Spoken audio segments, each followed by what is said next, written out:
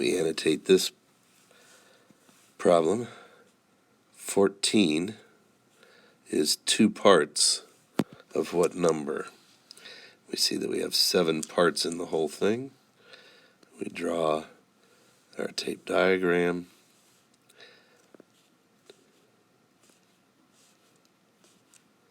Have 7 parts, excuse me. We know only 2 of them, which is worth 14. So if we look at this,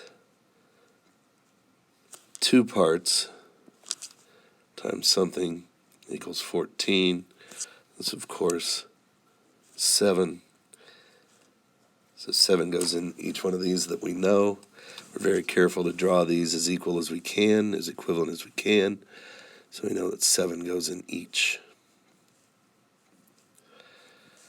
Well, we had 7 in each box, 7 boxes. Our whole that we were looking for is, of course, 49.